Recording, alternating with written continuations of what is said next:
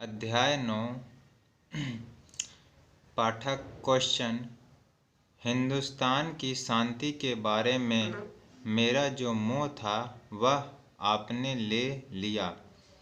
अब तो याद नहीं आता कि आपने मेरे पास कुछ भी रहने दिया हो। संपादक आंसर: अब तक तो मैंने आपको सिर्फ धर्म की दशा का ही ख्याल कराया है, लेकिन हिंदुस्तान रंग क्यों है इस बारे में मैं अपने विचार आपको बताऊंगा। तब तो शायद आप मुझसे नफरत ही करोगे, क्योंकि आज तक हमने और आपने जिन चीज़ों को लाभकारी माना है वे मुझे तो नुकसानदेह ही मालूम होती है। पाठक क्वेश्चन: वे क्या हैं? संपादक आंसर: हिंदुस्तान को रेलों ने, वकीलों ने और डॉक्टरों ने कंगाल बना दिया है। यह एक ऐसी हालत है कि अगर हम समय पर नहीं चेतेंगे तो चारों ओर से घिर कर बर्बाद हो जाएंगे। पाठक क्वेश्चन: मुझे डर है कि हमारे विचार कभी मिलेंगे या नहीं। आपने तो जो कुछ अच्छा देखने में आया है और अच्छा माना गया है उसी पर धावा बोल दिया है। अब बाकी क्या रहा? संपादक आंसर: आपको धीरज रखना होगा। सभ्यता नुकसान करने वाली कैसे है यह तो मुश्किल से मालूम हो सकता है। डॉक्टर आपको बताएंगे कि क्षय का मरीज मौत के दिन तक भी जीने की आशा रखता है। क्षय का रोग बाहर दिखाई देने वाली हानि नहीं पहुंचाता, और वह रोग आदमी को झूठी लाली देता है। इससे बीमार विश्वास में बहता रहता है और आखिर डूब जाता है। सभ्यता का भी ऐसा ही समझिए। वह एक अदृश्य रोग है, इससे चेत कर रहिए। पाठक क्वेश्चन: अच्छा, तो अब आप रेल पुराण सुनाइए। संपादक आंसर: आपके दिल में यह बात तुरंत उठेगी कि अगर रेल ना हो तो अंग्रेजों का काबू हिंदुस्तान पर जितना है उतना तो नहीं ही रहेगा। रेल से महामारियां फैली है। अगर रेलगाड़ी ना हो तो कुछ ही लोग एक जगह से दूसरी जगह जाएंगे और इस कारण संक्रामक रोग सारे देश में नहीं पहुंच पाएंगे।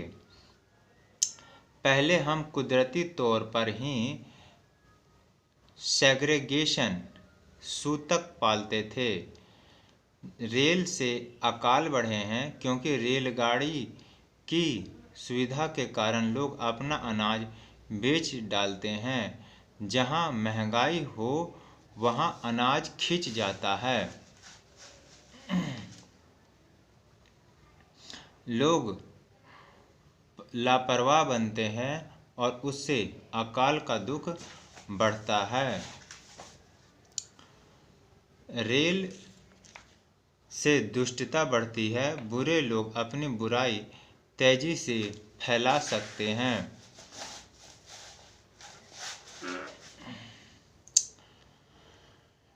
जो हिंदुस्तान में जो पवित्र स्थान थे वे अपवित्र बन गए हैं। पहले लोग बड़ी मुसीबत से वहाँ जाते थे। ऐसे लोग वहाँ सच्ची भावना से ईश्वर को भजने जाते थे। अब तो ठगों की टोली सिर्फ ठगने के लिए वहाँ जाती है। पाठक क्वेश्चन: यह तो आपने एक तरफा बात कही। जैसे खराब लोग वहाँ जा सकते हैं वैसे अच्छे भी तो जा सकते हैं।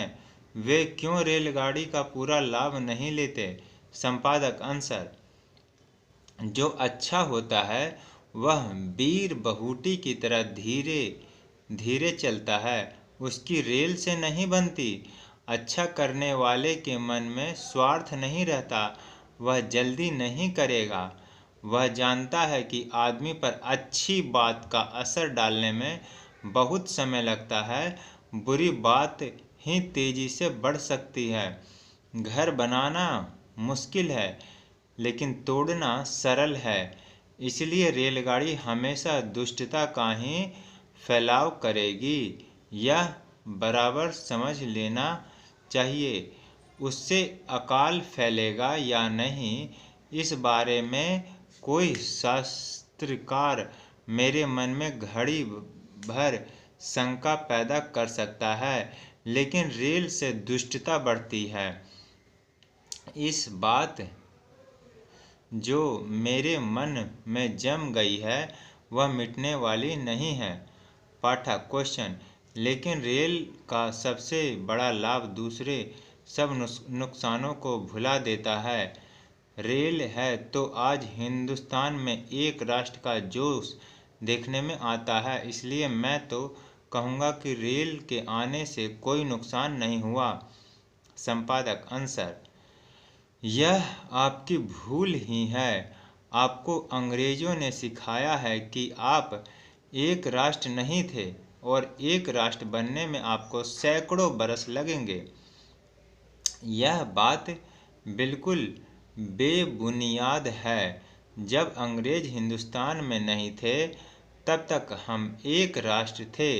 हमारे विचार एक थे, हमारा रहन सहन एक था। तभी तो अंग्रेजों ने यहाँ एक राज्य कायम किया।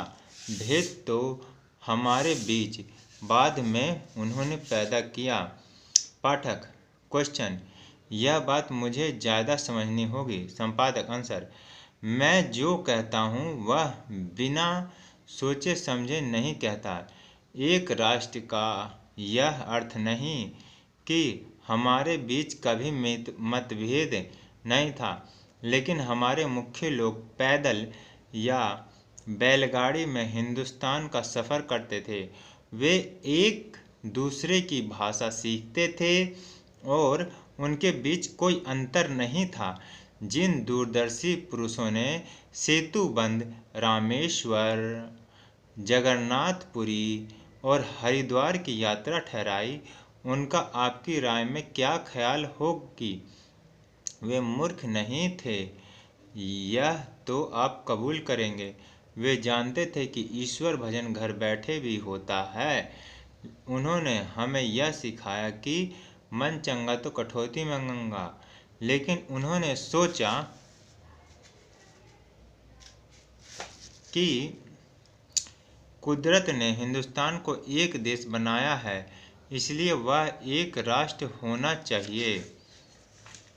इसलिए उन्होंने अलग अलग स्थान तय करके लोगों को एकता का विचार इस तरह दिया जैसा दुनिया में और कहीं नहीं दिया गया है। दो अंग्रेज जितने एक नहीं हैं, उतने हम हिंदुस्तानी एक थे और एक हैं।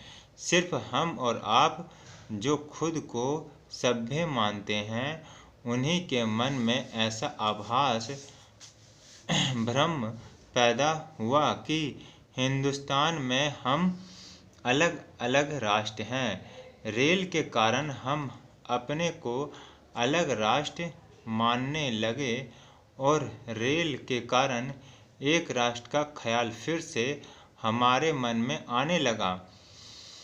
ऐसा आप माने तो मुझे हर्ज नहीं है। अफीमची कह सकता है कि अफीम के नुकसान का पता मुझे अफीम से चला, इसलिए अफीम अच्छी चीज़ है। यह सब आप अच्छी तरह सोचिए। अभी आपके मन में और भी शंकाएं उठेगी, लेकिन आप खुद उन सब को हल कर सकेंगे।